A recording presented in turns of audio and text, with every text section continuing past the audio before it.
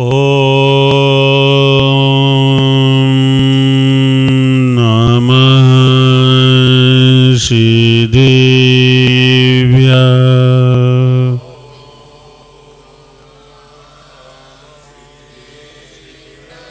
ओम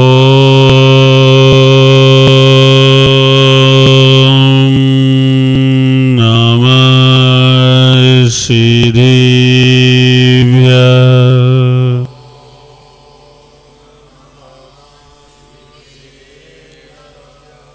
ओम नमः श्रीदेव्याय।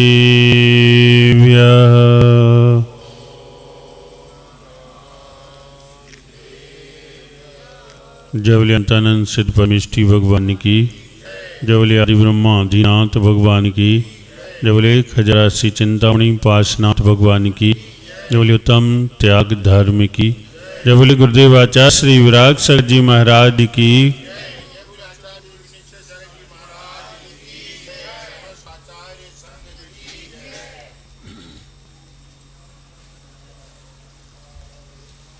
भव्य आत्माओं,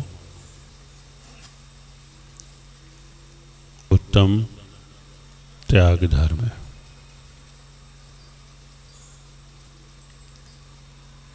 हमें समझें कि जैन दर्शन का चरम उपाय है।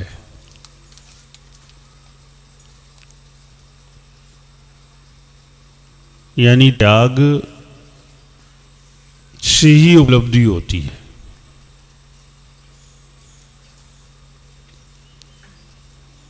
बिना त्याग के जैन दर्शन अध्यात्म उपलब्धि नहीं मानता।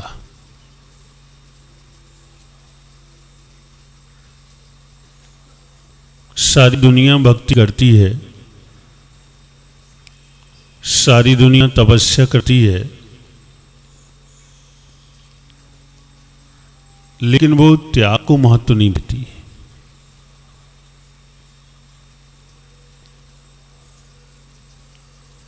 और हमारे यहां सीधा सीधा है कि बिना त्याग के आपसे कुछ नहीं हो सकता।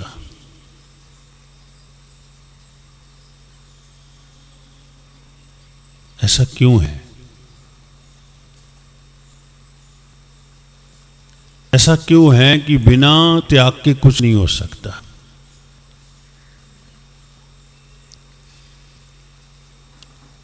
त्याग मतलब होता है विकल्पों को छोड़ना, और ग्रहण करने का मतलब होता है विकल्पों को पालना।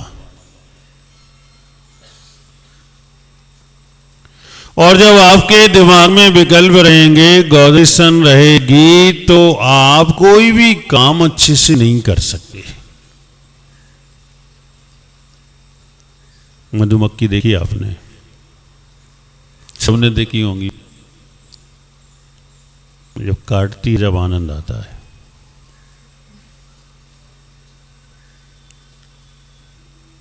कैसे शहद इकट्ठा करती है? छत्ते को बार बार छोड़कर। अगर मधुमक्खी ये निर्णय कर ले कि हम छत्ते को नहीं छोड़ेंगे, तो वो शहद इकट्ठा नहीं कर सकती।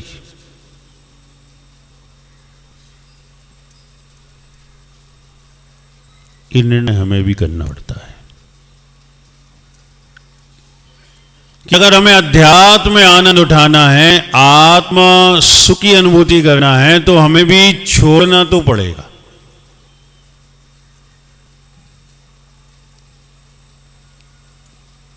और फिर आज उत्तम त्याग की बात समझाई जा रही है। सामान्य त्याग की बात नहीं चल रही कि मैंने ये छोड़ दिया, मैंने ये छोड़ दिया, मैंने ये छोड़ दिया। छोड़ने का तरीका क्या है? छोड़ तो दिया, एक सामान्य बात है, लेकिन छोड़ने का तरीका क्या है? छोड़ने का उद्देश्य क्या है? क्या भाव है आपका कि मैं इस वस्तु को, इस पदार्थ को छोड़ रहा हूं, तो उसके पीछे क्या भाव है?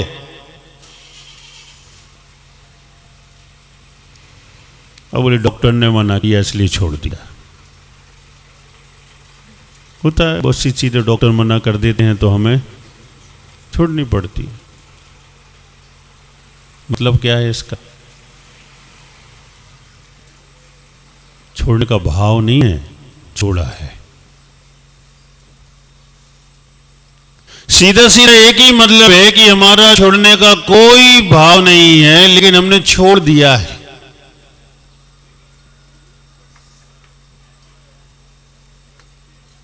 कुछ ऐसा भी हो जाता है जिसका हम उपयोग नहीं करते और हम कहते हैं हम छोड़ दे रहे हैं इसको। जिसका हम उपयोग कर रहे हैं उसको नहीं छोड़े तो छोड़ने का कोई मतलब तो है नहीं। यहां रीजन ये है कि आपकी आसक्ति छूटनी चाहिए। जो मूर्छा है उस वस्तु के प्रति, उस पदार्थ के प्रति, वो छूटनी चाहिए। छोड़ने के बाद भी अगर मूर्छा की तारतम्यता जुड़ी हुई है वस्तु से, पदार्थ से है, तो छोड़ने का कोई प्रयोजन नहीं है। घर छोड़ने को या वस्तु छोड़ने को त्याग नहीं कहते। जैन दर्शन तो इतना भी कहता है कि घर में रहकर भी आप घर छोड़ सकते हो, वस्तु को ग्रहण करते हुए भी आप वस्तु छोड़ सकते हो। और ये तब संभव है जब वस्तु से मूर्छा, आसक्ति आपकी समाप्त हो जाए, तो ये संभव है कि आप घर में रहकर घर छोड़ सकते हो। जब भी प्रथम चक्रवर्ती की चर्चा चलती है भारत की, बड़ा आश्चर्य लगता है कि एक व्यक्ति जो 96,000 रानियों का पति है, 6 खंड का स्वामी है, करोड़ों में जिसके परिवार के सदस्य हैं, फिर भी आचार्य अपनी कलम से लिख रहे हैं कि वो घर में रह के वैरागी था। इधर तो घर छोड़कर लोग वैरागी नहीं हो पा रहे, और वहां ये बात चल रही है कि वह सब कुछ करते हुए सबसे विरक्त था। कैसा लगता है? अतिशयोक्ति जैसी नहीं लगती? कह दिया गया होगा नहीं, लेकिन था ऐसा। अगर ऐसा नहीं होता तो एक अंतर्मुहूर्त में केवल ज्ञान नहीं हो सकता था, दीक्षा लेते ही केवल ज्ञान नहीं हो सकता था। ये प्रमाण है उस बात का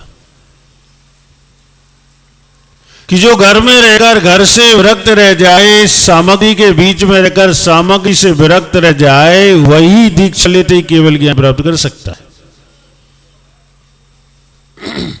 ऐसे नहीं लिख दिया आचार्यों ने अपनी कलम से कि घर में रह के वैरागी था। रिसर्च करके लिखा, खोज करके लिखा। संभव है, ये संभव है कि आप घर में रहकर भी घर से विरक्त रह सकते हैं। बहुत सारे ग्रस्त भी ऐसे हो गए, घर में रहकर घर से विरक्त हैं। घर अपना है लेकिन घर से मूर्छा नहीं है, परिवार अपना है लेकिन परिवार से मूर्छा नहीं है। वस्तु, पदार्थ, धन संपत्ति न्यायपूर्वक अर्जन है, न्यायपूर्वक संग्रह है, न्यायपूर्वक संभालना है, लेकिन उससे आसक्ति नहीं है। और जहां ऐसा होता है वहां ही घर में रहकर वैराग्य होता है, वही वास्तविक त्याग होता है। एक घटना से बात को अपन समझते हैं।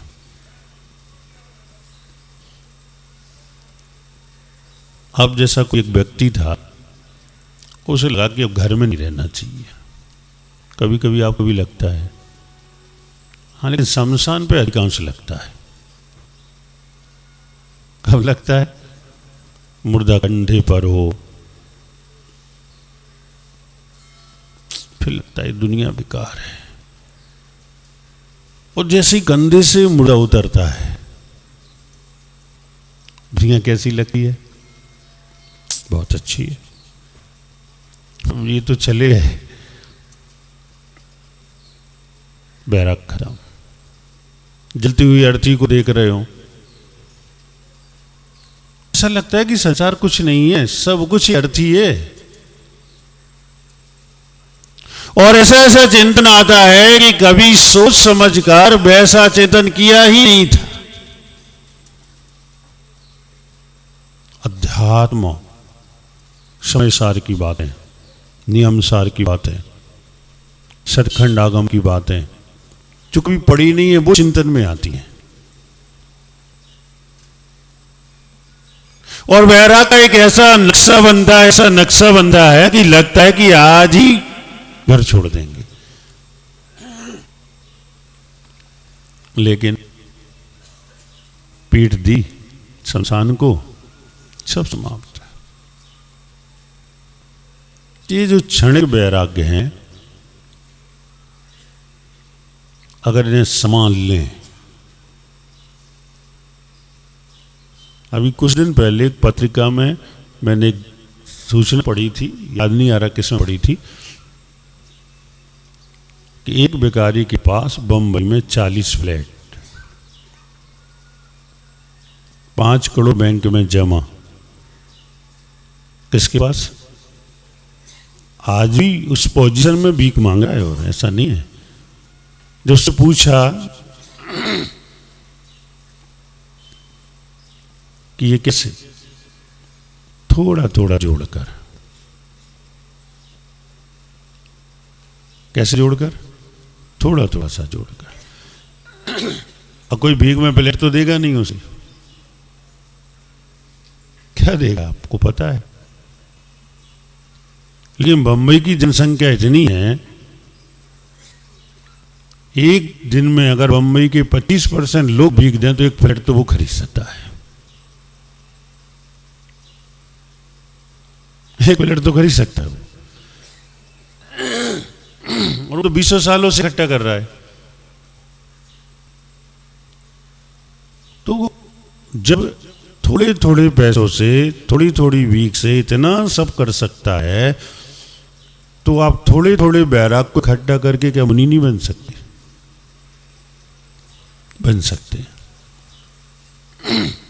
अगर आप इकट्ठा करें तो। लेकिन लोग बैराग को इकट्ठा नहीं करते। आता है वो वैसे ही चला जाता है। अगर उसका संग्रह चालू हो जाए, उसे रखना चालू हो जाए, अलग ही बात हो जाएगी। मैं आपको देखूंगा तो मैं कह दूंगा ये घर में रह के मुनि है। आप मुनि नहीं हैं। अगर मान लो 50, 100, 200 मुर्दों को कंधा दिया है, अगर मान लो 100, 200, 400 मुर्दों को जलते हुए देखा है, अगर मान लो कान में 1000, 10,000, 20,000 लोगों की मृत्यु की सूचना पड़ी है, तो कितना बैराग इकट्ठा हो गया होता? विचार करके देखो। अगर ऐसे ही वैराग इकट्ठा हो जाता और आप संग्रह करते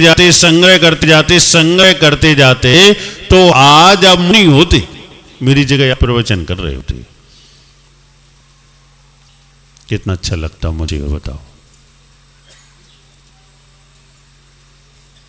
जब मैं आपको देखता तो मुझे कितना अच्छा लगता।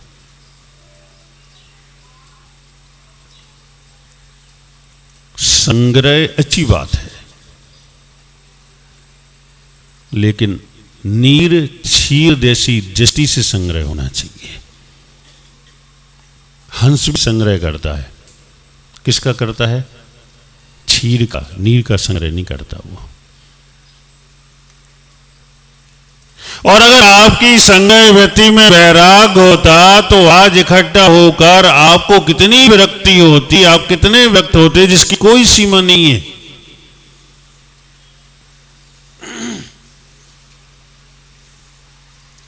और राग था, कितनी आसक्ति है। राग भी संग्रह हुआ है, धीरे धीरे करके ही संग्रह हुआ है। जब शादी नहीं थी तो पत्नी से राग था क्या? जब पैदा नहीं हुए थे तो माता पिता से राग था क्या? जब बच्चे नहीं थे तो बच्चों से राग था क्या? सीमित संपत्ति थी तो सीमित संपत्ति से राग था। थोड़ी सी बड़ी तो और राग बढ़ गया, थोड़ी सी बड़ी तो और राग बढ़ गया, थोड़ी सी बड़ी तो और राग बढ़ गया। विचार करके देखो। जैसे भरत चक्रवर्ती ने वैराग का संग्रह किया, वैसे ही आप राग का संग्रह कर रहे हैं।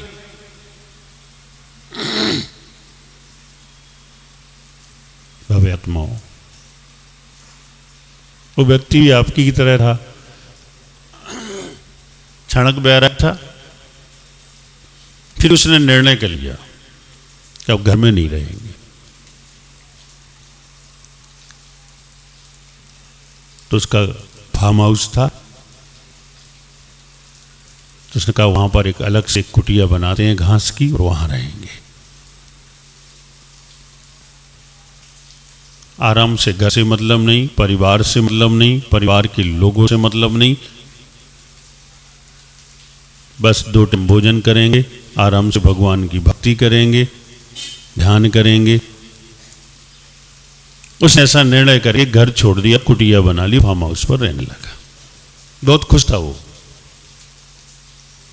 अभी लोगों से पूछो आज अभिषेक किया तो कितनी खुशी मिली। लेकिन ये खुशी 10 दिन की क्यों मिलती है?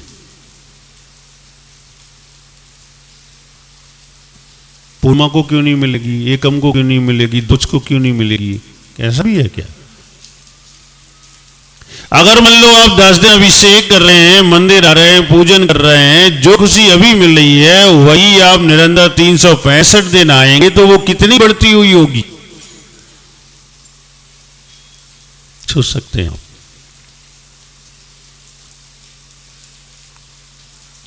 रसगुल्ले का छोटा सा पीस खाने को मिले और पूरा रसगुल्ला खाने को मिले, कितना अंतर होगा बताओ? बहुत ज्यादा अंतर होगा। लेकिन सोच ऐसी हो गई है, विचार ऐसे हो गए कि बस 10 दिन बहुत है। लेकिन आपको पता नहीं है कि आप 10 दिन में कुछ कर नहीं पाएंगे।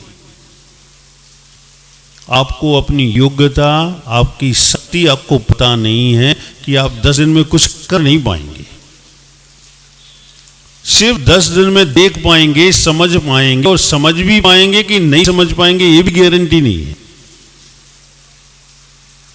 जो पिछले पर्युषण पर्व में अभिषेक करने आया था, जब इस पर्युषण पर्व में पहले दिन आया उससे पूछ लो भाई अभिषेक कैसे होता है, तो उसको पता नहीं होगा कैसे होता है। ये तो पता होगा कलश उठाओ, मस्तक पर ढाल दो, ये तो पता होगा, और नहीं पता होगा कुछ।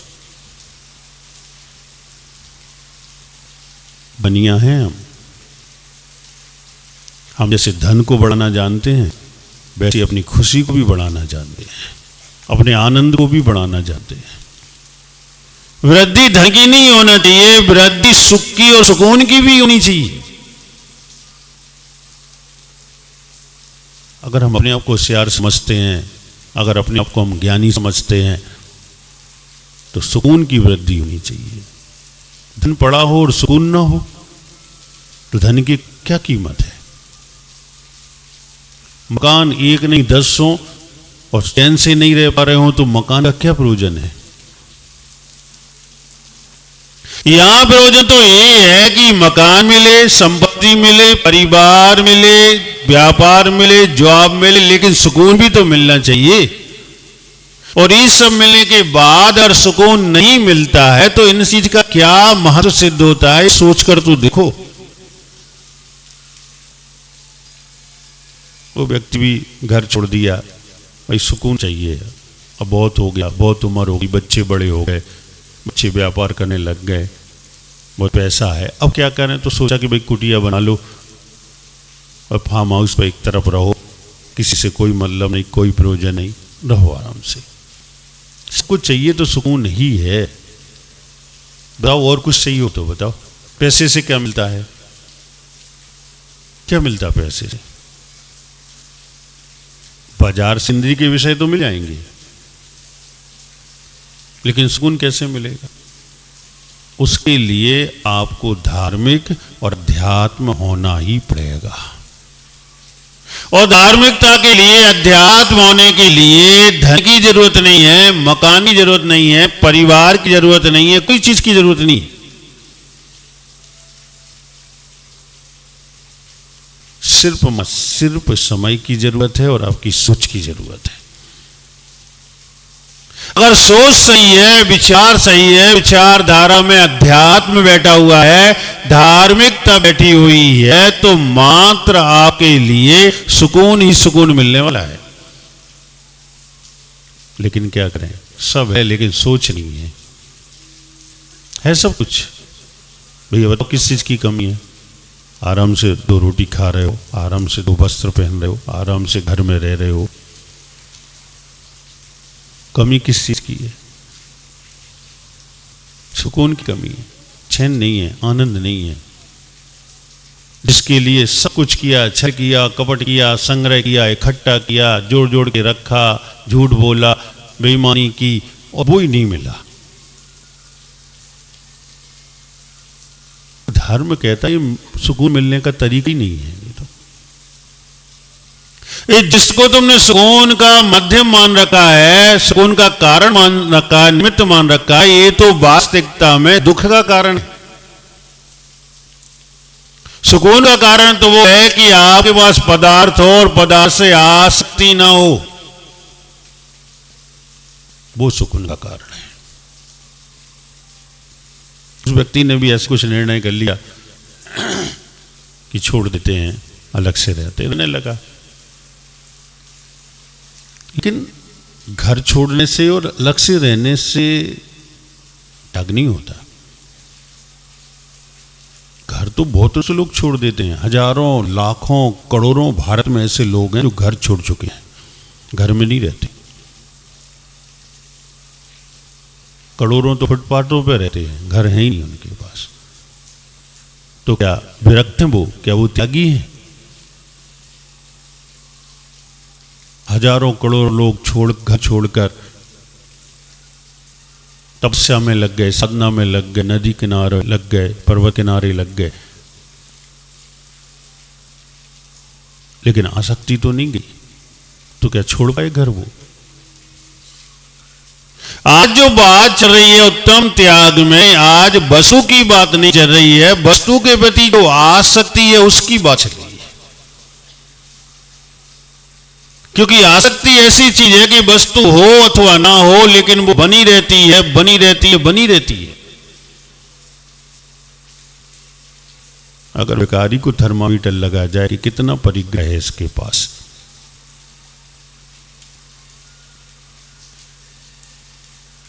और मान लो इस विश्व के जो 10 टॉप 10 बिलियन हैं, उनमें से एक को लगाया जाए, दोनों को लगाया जाए, तो मालूम है परिग्रह किसके पास ज्यादा निकलेगा?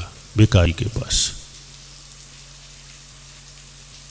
उनसे ज्यादा परिग्रह भिखारी के पास, क्योंकि भिखारी की आसक्ति बहुत है। वो जिससे देखता है सोचता है ये मेरा हो जाए, जिससे देखता है सोचता है मेरा हो जाए। उसकी इच्छाएं इतनी है, इतनी है, इतनी है कि ये मिल जाए, ये मिल जाए, ये मिल जाए, इच्छाएं ही इच्छाएं। कुछ नहीं होते हुए भी उसके पास इतना परिग्रह है कि वह सोच भी नहीं सकता कि मेरे पास इतना परिग्रह है।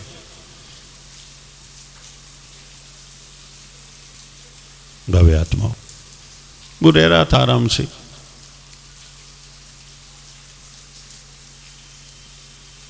उसको पता पड़ा कि गांव में एक संत आए हैं, बहुत बड़े संत आए हैं।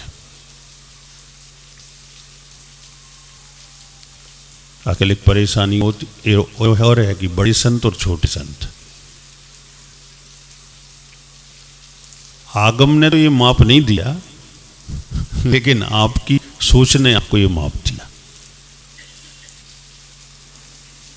उसका मन हुआ कि हम उनसे मिलें, जाके दर्शन करें, उनसे कुछ सीखें। पहुंच गया, बहुत प्रभावित हुआ उनसे,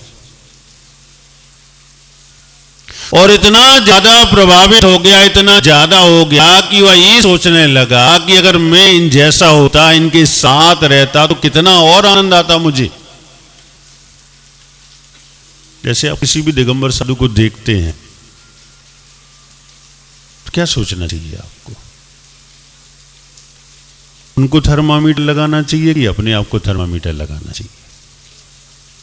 भैया बताओ। तो लेकिन आप लोग उनको थर्मामीटर लगा दो, ये कैसे हैं? इनको प्रवचन करना आता है कि नहीं आता? इनको ज्ञान है कि नहीं है? इनसे कितने लोग जुड़े हैं, कितने नहीं जुड़े हैं?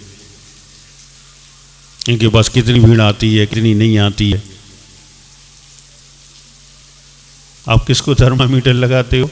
और कलकत्ता वाले तो विशेषकर 30 साल से घूम रहा हूं, लेकिन कलकत्ता वालों का थर्मामीटर अद्भुत है।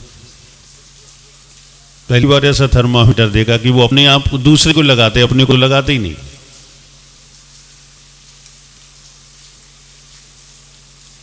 विचार करके देखो आप, जब उनको थर्मामीटर लगाओगे तो आपको कोई लाभ नहीं होगा। डॉक्टर के पास जाओ और आपको फीवर है और वो अपने आप को थर्मामीटर लगा ले, तो आप कितने संतुष्ट होगे बताओ? क्या कहोगे डॉक्टर को? पागल कहोगे कि सही कहोगे? आपको कि मुझे लग रहा मेरा ब्लड प्रेशर बढ़ा और मशीन वो अपने हाथ में लगा ली, क्या कहोगे आप उससे? और आप जब भी दिगंबर साधुओं के पास जाते हो तो आप ऐसा ही कर रहे हो। थर्मामीटर अपने आप में नहीं लगा रहे हो, उनको लगा कर देख रहे हो। इलाज तुम्हें उनका नहीं करना है, उनके माध्यम से तुम्हें अपना इलाज करना है। उनके तुम्हें स्वभाव नहीं बनाना है, उनके माध्यम से तुम्हें अपने स्वभाव बनाना है। और ये तब संभव हो पाएगा जब आप अपने आप को देखेंगे, अपने आप में थर्मामीटर लगाएंगे कि इनकी अपेक्षा से हम क्या हैं।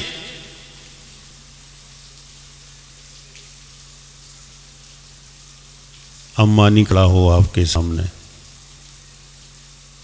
तो आप क्या दिखेंगे? अब आप सोचे इसने ऐसे कमाया, ऐसे कमाया, तो क्या मतलब है? आप अपना कद नाप के देखो थोड़ा सा कि मैं भी एक मनुष्य हूं, ये भी एक मनुष्य है। इसका कद अर्थ में, इसका कद ख्याति में ज्यादा क्यों है? इसकी मेहनत, इसका परिश्रम, इसका दिमाग। कोशिश करो कि मेरा मेहनत, मेरा परिश्रम, मेरा दिमाग भी ऐसा हो कि ये कद बराबर हो जाए। कोशिश करने में कोई हानि नहीं है। प्राप्त भले ही भाग्य से होगा, पुण्य पाप से होगा, लेकिन कोशिश और पुरुषार्थ तो आपको करना ही पड़ेगा। आत्माओं, किसी भी दिगंबर साधु के पास जाओ, एक ही लालसा, एक ही इच्छा, एक ही भावना, कब मैं दिगंबर हो जाऊं। ये मत पूछो कि आपके पास क्या है, ये पूछो कि आपके माध्यम से हम क्या प्राप्त कर सकते हैं। ये मत पूछो कि आपने कितने साल पहले घर छोड़ दिया, ये पूछो कि हम कब छोड़ सकते हैं घर। कि उनके घर छोड़ने से आपको क्या लाभ होगा? परिचय दूसरे का नहीं, अपना बनाओ। और जब अपना परिचय बनाते हैं तो हमें कुछ ना कुछ हासिल होता है, और ऐसा हासिल हो जाता है कि वह मार्ग खोलता है, वह हमें ऐसा खजाना देता है जो उपलब्धियों का खजाना होता है।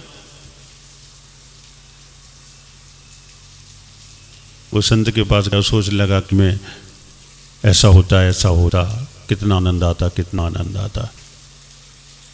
कुछ दिन संत नगर में रहे, उनका विहार हुआ। इत्तेफाक था कि उसी मार्ग से जाना था जिस मार्ग पर उसका फार्म हाउस आता था, उसकी कुटिया बनी थी।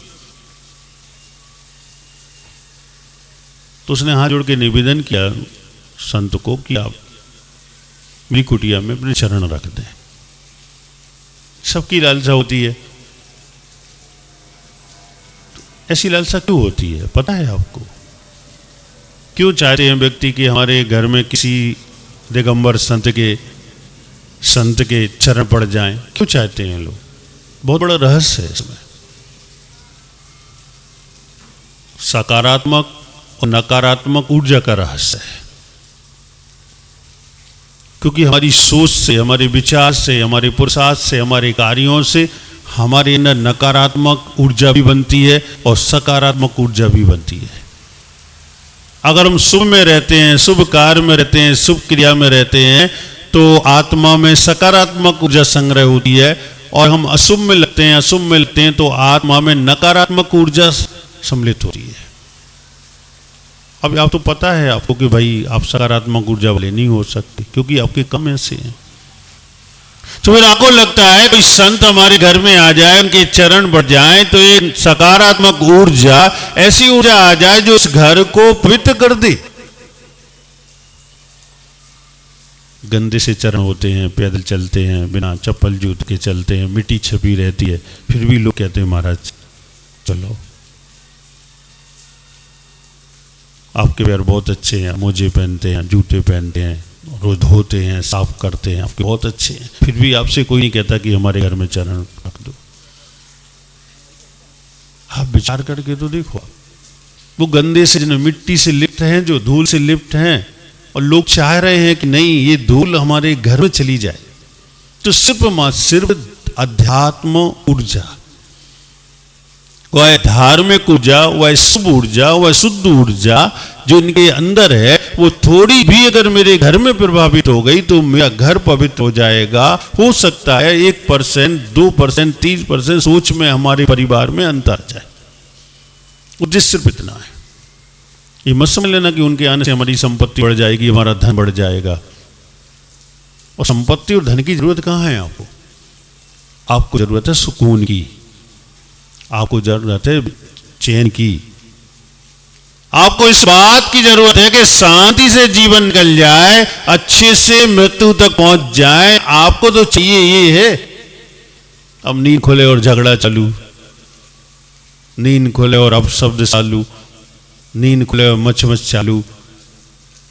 ऐसा चाहिए क्या आपको? ऐसे सपने देखे थे कभी अपने? शादी के पहले किसने ऐसे सपने देखे थे कि हमारी नींद खुलेगी और पत्नी ज्वालामुखी बन के सामने आएगी? किसने देखे थे? किस पत्नी ने ऐसे सपने देखे थे कि मेरी नींद खुलेगी और मेरा पति चिल्लाना चालू करेगा? किसने सपने देखे? सब कैसे कैसे सपने देख कर आए थे। अच्छे से परिवार, अच्छे से रहेंगे। क्या हो गया? विवाह के पहले ऐसे सपने थे, अब विवाह के बाद जब उस सपनों को साकार करने का समय आया तो अब क्या हो गया? क्यों दोनों के सपने ध्वस्त हो गए? कुछ ना कुछ तो हुआ है। हुआ ये है कि आपने अपनी सोच बदल ली, आपने अपना ईगो बना लिया, आपका अहंकार चढ़ गया, आप अपनी मनमानी करना चाहे तो इसलिए कलह हो गई, टकराव हो गया, झगड़े हो गए और परिवार की शांति भंग हो गई। और जो सपने लेकर आए थे, अगर उनमें सामंजस्य बनाते, एक साथ रहने का संकल्प जो किया था उसे सार्थक बनाने की कोशिश करते, तो वही घर स्वर्ग बन जाता।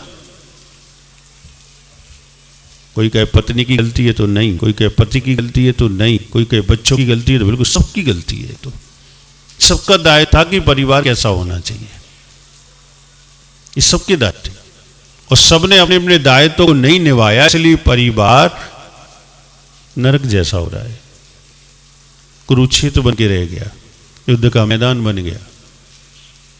दुख का संचार हो रहा है, सुख का संचार समाप्त हो गया, सुकून नहीं है, सिर्फ दुख ही दुख है। तो भव्य आत्मा, इस चरण मतलब इसलिए हम चाहते हैं कि दिगंबर संत हमारे यहाँ आए ताकि इनकी सकारात्मक ऊर्जा से हमारा घर प्रभावित हो, कुछ ना कुछ तो सोच बदले,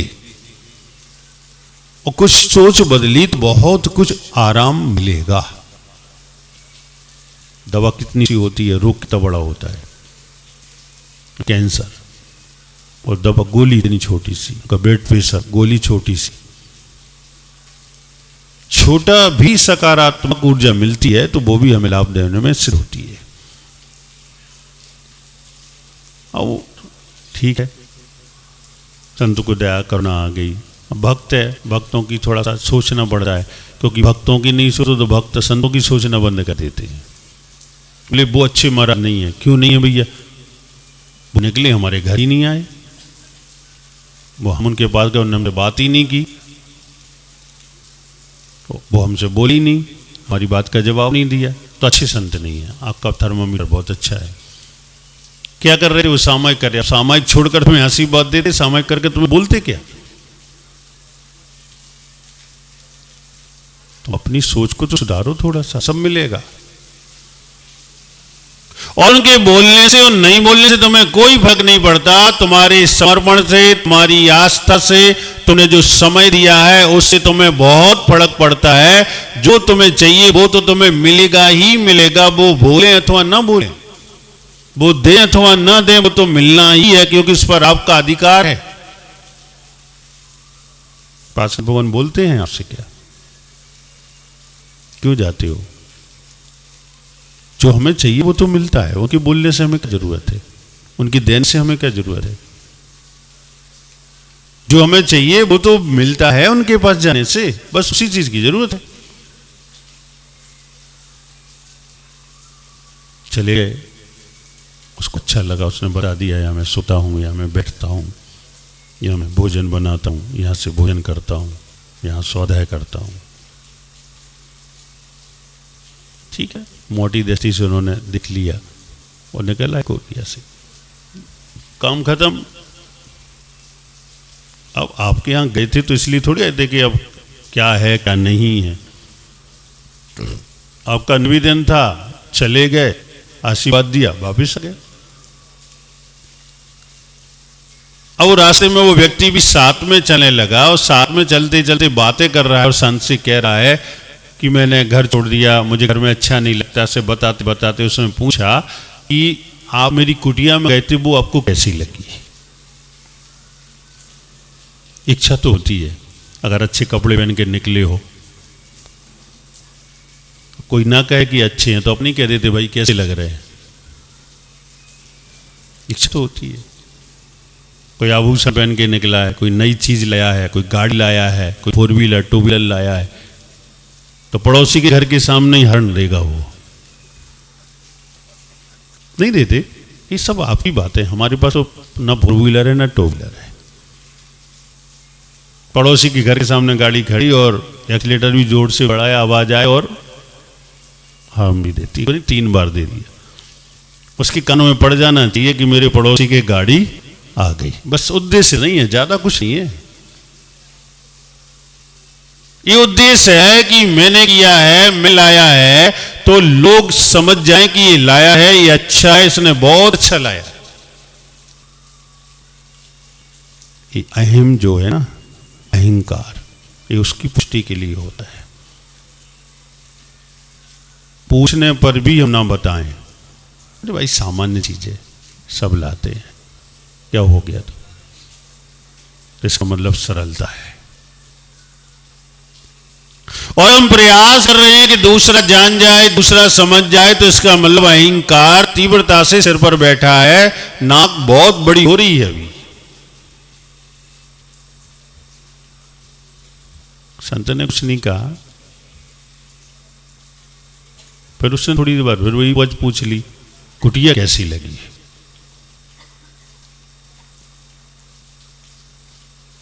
फिर संत ने कुछ नहीं कहा, थोड़ी देर बाद फिर उसने पूछ लिया, क्योंकि अब उसको तो उत्तर चाहिए था ना।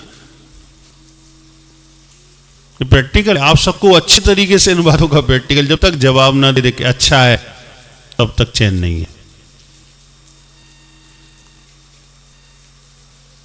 फिर भी संत कुछ नहीं बोले, चलते गए चलते गए।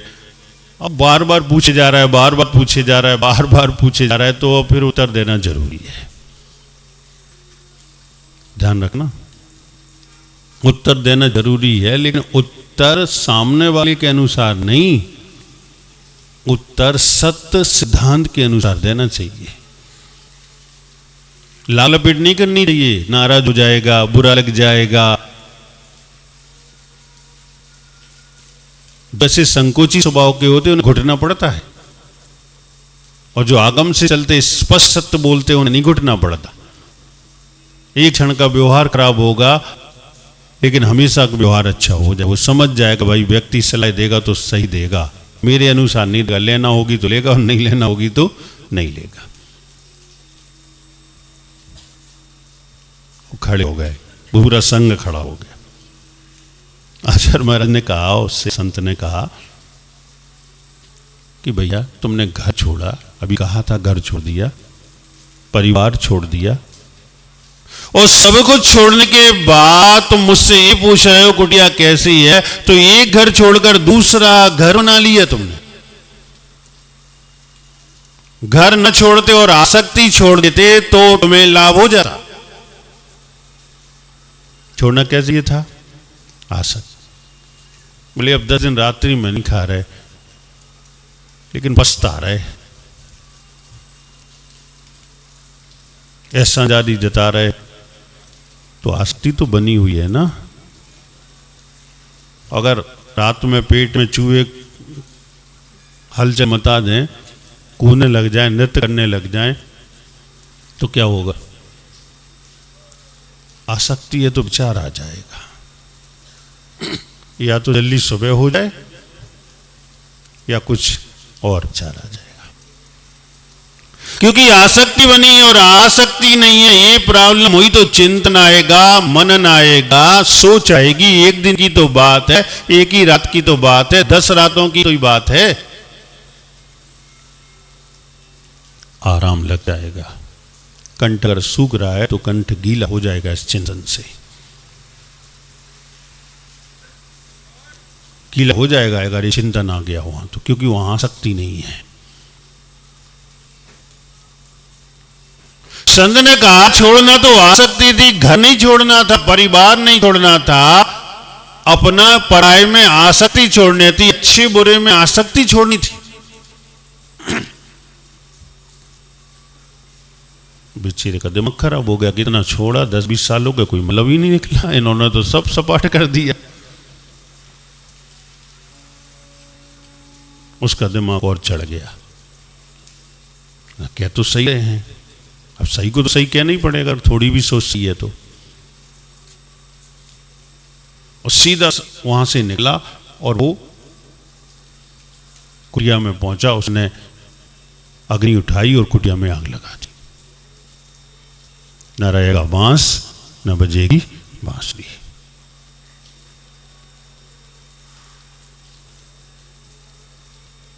अब कुटिया ही नहीं है तो कोई संत कैसे कह पाएगा तुमने एक घर थोड़ा दूसरा बना लिया?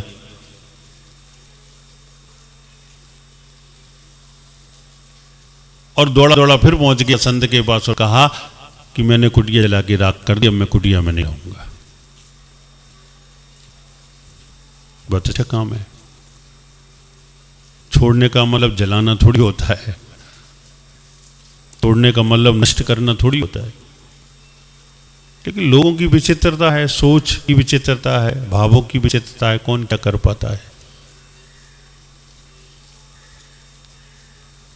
संत ने कुछ नहीं कहा, सुन लिया कि ठीक है, कहा कि मैंने कुटिया जला दी। वो अपने चलते रहे, लेकिन थोड़ी देर बाद उसने वही बात पूछ ली कि बस हमने कुटिया जला दी, अब तो हमारी कुटिया भी नहीं है, लेकिन इतना बता दो कैसी थी। हंस रहे हो किस पर? अपने आप पर कि उस पर? सोचो, आज सोच विचार का विषय है। लोग सोचते हैं कि आज दान कर देंगे हम, बिल्कुल मत करना आज दान। आज पैसे दान का दिन नहीं है, आज सोच की दान का दिन है। ऐसी सोच चली जाए जो गलत है, ऐसी सोच चली जाए जो धर्म की नहीं है और हम धर्म की बता रहे हैं, आज वो दिन है। फिर संत को कहना पड़ा कि भाई वो बाहर की कुटिया नहीं जलानी थी, जो हृदय में बैठी है ये वाली कुटिया जलानी थी। बाहर की कुटिया नहीं जलती तो कुछ नहीं बिगड़ता, लेकिन अंदर की कुटिया जल जाती तो ये प्रश्न नहीं खड़ा होता कि ये बता दो कैसी है। बाबे आत्माओं, कलकत्ता के लोग तो समझदार हैं, अंदर की जलाएंगे, बाहर की नहीं जलाएंगे। बहुत महंगी है महाराज, बाहर की कैसे जला देंगे। बाबे आत्माओं, उत्तम त्याग है। अंदर से गया तो उत्तम है, बाहर से गया तो त्याग ही नहीं है। और अब ये विचार करना कि जीवन में कितने त्याग हैं, और वो बाहर से हैं कि अंदर से। भगवान महावीर स्वामी ने कभी ये नहीं कहा कि आप ये छोड़ दो वो छोड़ दो, उन्होंने कहा पहले बुरी सोच को छोड़ो। उन्होंने एक ही बात कही, उस सोच को छोड़ दो जो धार्मिक नहीं है, जो सामाजिक नहीं है, जो सोच वास्तविकता में सभ्य और मर्यादित नहीं है, पहले उस सोच को छोड़ो। उत्तम त्याग का अर्थ ये है अशुभ भावों का त्याग, अशुभ क्रिया का त्याग, अशुभ चिंतन का त्याग, यही उत्तम त्याग का अर्थ है। भगवान के सामने खड़े हैं, मांग रहे हैं, भगवान के सामने खड़े हैं, इच्छाएं कर रहे हैं। एक घाट छोड़ने का था, एक घाट प्राप्त करने का नहीं था। और तुम्हारे मांगने से कुछ मिलेगा नहीं, नहीं मांगने से कुछ नहीं मिलेगा, ऐसा भी नहीं। समझना तो पड़ेगा। ऐसे रूटीन में भागे जा रहे हैं, रूटीन में पर्यूषण पर्व कर रहे हैं, बस इंतजार हो रहा है। कोई जो कैलेंडर पे टिक लगा रहा होगा कि अब कितने दिन बचे आज के बाद, तो उंगलियों पे गिन रहे होंगे। भाई क्यों गिन रहे हो? आफत है क्या? ये तो बहुत अच्छा था, कुछ अच्छा नहीं था। कितने दुखों से, कितने अस्त व्यस्तता से, कितने ज्यादा शुभ कार्यों से आप शुभ कार्य में लग गए। ये तो अच्छा था। कल एक मुझसे युवक कह रहा था 2 दिन बचे, तो क्या इरादा है 2 दिन बचे तो? क्या होटल दिखाई दे रही है, चाट का ठेला दिखाई दे रहा है, रेस्टोरेंट दिखाई दे रहा है? क्या दिखाई तो भूल रहा है। त्याग नहीं है, आसक्ति छोड़ना। जो वस्तु से तारतम्यता भावों की जुड़ी हुई है, विचारों की जुड़ी हुई है, अगर वो छूट जाती है तो वास्तविक त्याग है, उत्तम त्याग है। और यही त्रिशलानंदन भगवान महावीर स्वामी ने हमें उपदेश दिया। वो कहते वस्तु छोड़ने से पहले आसक्ति छोड़ो। हमसे लोग कहते महाराज आहार में आप कुछ छुड़ाते नहीं हो। मैं कहता मैं नहीं छुड़ाता। क्यों नहीं छुड़ाते? मैं छुड़ाता नहीं हूं, छुड़ाने की भूमिका बनाने की कोशिश करता हूं। क्योंकि अगर 10 दिन के वो आलू छोड़ देगा, लेकिन आलू से आसक्ति तो नहीं छोड़ पाएगा, क्योंकि मजबूरी में छोड़ रहा है, अब बिद गया है। आहार के समय वो क्या हो गया, फंस गया है। और मता क्या नहीं करता, ठीक है 10 दिन के लिए वो ऐसे कहेगा जैसे सब्जी की दुकान पे खड़ा हो, भाई ये भाव नहीं, ये भाव दे दे, ये भाव नहीं, ये भाव दे दे, इतने कम कर ले, उतने कम कर ले, अच्छी छंट कर देना। वो ऐसे ही तो करता है। नहीं महाराज 2 महीने के लिए नहीं, 1 महीने के नहीं, 15 दिन के लिए कंडीशन लगा देता। नहीं बाहर में सूट है, अंदर की बात करो। तो सब्जी की दुकान बन गई है तो भैया मुझे सब्जी की दुकान नहीं बनानी। ये धर्म है, ये मोक्ष मार्ग है, ये सुकून देने वाला मार्ग है, ये दुख देने वाला मार्ग नहीं है कि यहां सब्जी जैसा काम कर रहे हैं हम, मार्केट जैसा काम कर रहे हैं, भाव तोल कर रहे हैं। ये तो सीधी सीधी बात है, कर पाओ तो करो, नहीं कर पाओ तो घर बैठो। धर्म का कुछ नहीं बिगड़ेगा, धर्मात्मा का कुछ नहीं बिगड़ेगा। जो बिगड़ना है किसका बिगड़ेगा? तुम्हारा बिगड़ेगा। तो पहले भूमिका बनाओ, अपने आप को तैयार करो कि मैं त्याग कर सकता हूं, मैं रात्रि भोजन छोड़ सकता हूं, मैं अवक्ष छोड़ सकता हूं। और अपने आप को 2, 4, 10 साल लगाओ, 5 साल लगाओ, 20 साल लगा लो, तैयार, ऐसे तैयार हो कि जब मैदान में उतरो तो त्याग ही त्याग आपके जीवन में हो। बिना तैयारी के युद्ध करने जाओगे तो क्या होगा? परास्त होगे। और तैयारी करके जाओगे तो विजय होगे। ये मार्ग भी विजय होने का मार्ग है, ये लौटने का मार्ग नहीं है। अगर एक कदम आगे बढ़ गया है तो बढ़ गया है बस।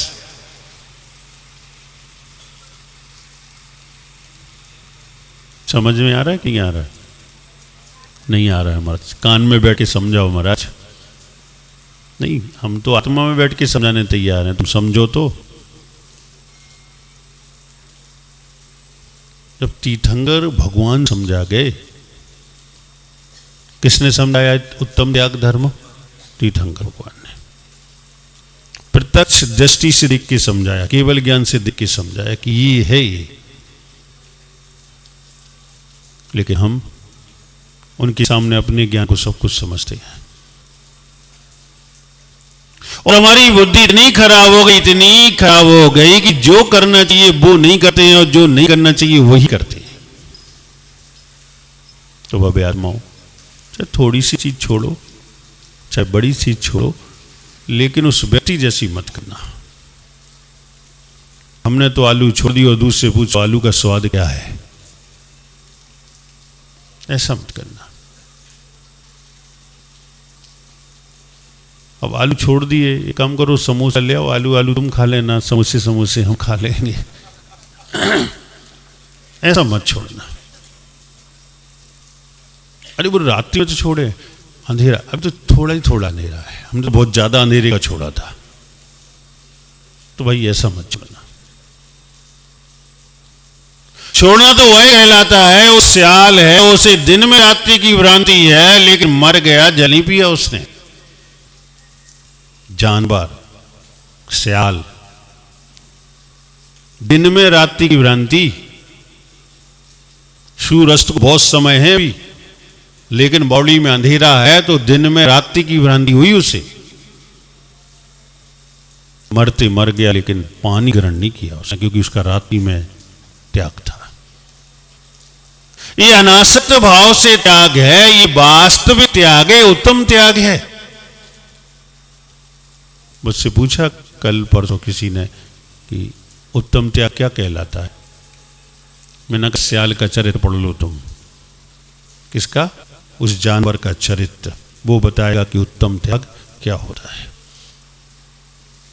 कि अगर छोड़ दिया है, आसक्ति छोड़ दी है, तो अगर भ्रांति दिन में रात्रि की है तो भी ग्रहण नहीं होगा। तो भव्य आत्माओं, बहुत अच्छा प्रसंग चल रहा है, बहुत अच्छे दिन चल रहे हैं, आप भी बहुत अच्छे लग रहे हो। तो बच्चे देखो, युवा देखने नहीं मिलेंगे ही परसों से हमें। भैया सब लोग फोटो दे जाना, देखते तो रहेंगे आप लोगों को। अरे हम तरसेंगे कि जी दिखते थे 10 क्षण में, अब कहाँ चले गए। सब लोग एक एक फोटो बढ़िया सी फ्रेम में लगा के हमारे कमरे में लगा जाना। तुम नहीं देखोगे तो फोटो तो देख लेंगे। बहुत अच्छे दिन चल रहे हैं। मोदी कहते अच्छे दिन नहीं ले आ पाए, लेकिन पोल्यूशन पर ने आपको अच्छे दिन जरूर दे दिए। ये शास्त्र अच्छे दिन है, ये कोई दे नहीं सकता, अपने आप ही आते हैं। अब बच्चे कितने हैं? आज का तो गया मान लो 2 दिन, अकिंचन और ब्रह्मचर्य, वो फल, पोल्यूशन पर्व का फल बचा है। अब बोले सब कुछ किया और फल मिलने को था तो घर चले गए, ऐसा मत करना। अभी तो मिलने वाला है, अभी तक तो तैयारी चल रही थी मिलेगी। तो आज 12 से, कल 13 से, परसों चतुर्दशी है, तो परसों तो फ्री रहेंगे ना सब लोग, फ्री रहेंगे ना पक्का। कैसे? मंदिर से नहीं, भोजन से लगभग लोगों के पास रहेंगे। चिंता मत करना, एक आसन करना हो तो भी यहाँ कर लेना, पानी लेना हो तो भी यहीं ले लेना, घर नहीं जाना है। एक दिन घर छोड़कर देखो, सुबह जैसे स्नान आदि करके यहां पर आओ और घर छोड़ दो कि शाम को आरती के बाद ही प्रवेश करेंगे। घर के तो देखो, हम लोगों से पूछते हैं आपने घर कैसे छोड़ दिया, अब कैसे बता दें, आप प्रैक्टिकल करके देखो ना कि घर कैसे छोड़ दिया, और घर छोड़कर क्या लगता है, कैसा लगता है, तो प्रैक्टिकल करके देखो। अब कोई के शक्कर कैसी हो रही है, अब क्या बता दें, मीठी मीठी तो कहेंगे, खाकर देख लो 1 मिनट में पड़ जाएगी कैसी लगती है। परसों चतुर्दशी के दिन जो क्रम प्रवचन आदि का चलता वो तो चलेगा, अभिषेक का चलेगा, पूजन भी बहुत लेट तक होंगी। संध्या काल में 5:30 बजे से, क्योंकि सब फ्री है, पानी लेने वालों की व्यवस्था भी यहां रहेगी, तो पानी लेकर वार्षिक प्रतिक्रमण करेंगे हम। 1 साल का प्रतिक्रमण, 1 साल में हुई गलतियां, चाहे वो जानबूझकर की हो, चाहे वो अनजान में हो गई हो, प्रमाद से हुई हो, शिथिलता से हो गई हो, तो हम प्रतिक्रमण करेंगे। समय 5:30 से है, इसी प्रांगण में होगा। बैठने की आपको व्यवस्था दी जाएगी, यहाँ ना कोई चिराई होगी ना कुछ होगा, व्यवस्थित क्रम से बैठते जाएंगे, आते जाएंगे। और साल भर के अपराधों को स्वीकार करना और अपराधों की आलोचना, स्वयं की निंदा, और इतनी विशुद्धि बढ़ाना है कि उससे बंधा हुआ कर्म, उसका जो अनुभाग है वो कम से कम हो जाए, कम से कम हो जाए, कम से कम हो जाए। जैसे बर्फ को बाहर निकालते हैं तो वायु लगती है तो वो धीरे धीरे क्या होता है, घुलता जाता है। ऐसे ही एक कर्म सिद्धांत में कर्म है कि हम जितनी भी शुद्धि बढ़ाते हैं प्रतिक्रमण के माध्यम से, फल देने की शक्ति कर्म की उतनी कम होती जाती है, उतनी कम होती जाती है, उतनी कम होती जाती है। थोड़े उत्साह के साथ प्रतिक्रमण महोत्सव, प्रतिक्रमण नहीं करना, अपन को महोत्सव मनाना, क्योंकि ये वर्ष का है, समय का ध्यान रखेंगे। और मैं ये चाहता हूं कि यहां जो लोग हैं वो इसमें जरूर सम्मिलित हों, जरूर सम्मिलित हों और प्रतिक्रमण को समझें और करें। फिर अगर आपका भाव बने तो आप प्रतिदिन अपने घर में सोने से पहले प्रतिदिन प्रतिक्रमण कर सकते हैं, ताकि रोज रोज के कर्म बंधे हुए अनुभाग को आप कम कर सकें, ताकि आगामी काल में जब उनका फल मिले तो वो ज़्यादा वेदना ना दे, ज़्यादा पीड़ा ना दे, ज़्यादा कष्ट ना दे, वो अनुभाग कम होगा। तो ये सब संभव है। अच्छा, कितने लोग तैयार हैं? हाथ तो ऊपर करो। कितने बजे? हाँ, 5 मिनट भी ज़्यादा नहीं होने चाहिए, बिल्कुल फिक्स। अनंत चतुर्दशी है, सबसे बड़ा, जैनियों का सबसे बड़ा दिन, सबसे बड़ा पवित्र दिन है। कोई झूठ नहीं, कोई असत्य नहीं, समय का बिल्कुल ध्यान। अगर हम आए तो आप बिल्कुल क्रम से यहां बैठे मिले, और फिर हम बिल्कुल पूर्ण मनोयोग से, अंतःचेतना से वार्षिक प्रतिक्रमण करेंगे, ताकि अनुभाग बंध गया है, बंधे हुए कर्म का हम कुछ नहीं कर सकते, हटा नहीं सकते उसे बिना निर्जरा के, लेकिन उसके अनुभाग को कम जरूर कर सकते हैं। तो अनुभाग कम कर लिया तो बहुत कुछ हमने कर लिया। जो उत्तम त्याग का दिन है, हमने उत्तम त्याग को समझा। तो ध्यान रखना, आसक्ति नहीं, अनासक्त भाव से वस्तु छूटनी चाहिए, ताकि उत्तम त्याग आपके अंदर आए। हाथ जोड़ लीजिए, हम जाप करेंगे।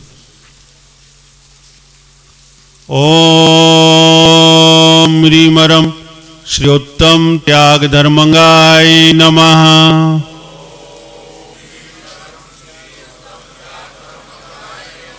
ओम ह्रीमरम श्रीयोत्तम त्याग धर्मंगाय नमः।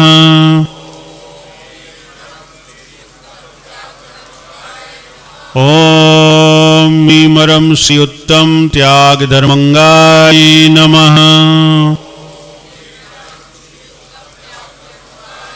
जय बोलिए उत्तम त्याग धर्म की।